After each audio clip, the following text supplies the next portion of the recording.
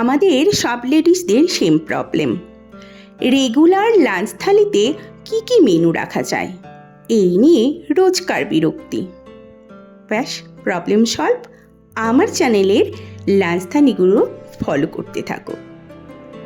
আজকের লাঞ্চ থালিতে রয়েছে সাদা ভাত, সাথে রয়েছে জাপানি পুঁটি মাছ, শীতের ওলকপি, শুকনো আমের ডোলা, এই দিয়ে খাট্টা খাট্টা একটা টক, 5 ফোড়ন, কাঁচা লঙ্কা, টমেটো আর পেঁয়াজ কুচি ফোড়ন দিয়ে সাদামাটা একটা বাঁধাকপির তরকারি, কাঁচা পেঁয়াজ ভাজা লঙ্কা দিয়ে বেশ করে দোলে এমন একটা আলুর চখার টকের সঙ্গে না থাকলে আমার আবার চলে না।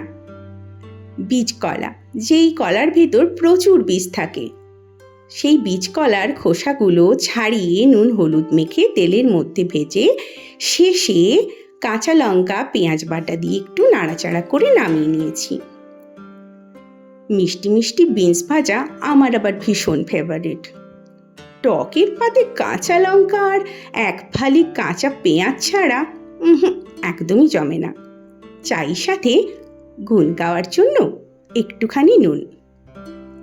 তোমাদের এই লাঞ্চ থালিটা কেমন লাগলো অবশ্যই কমেন্ট করে জানিও। আমি ওয়েটিংয়ে থাকলাম তোমাদের কমেন্টের। টাটা।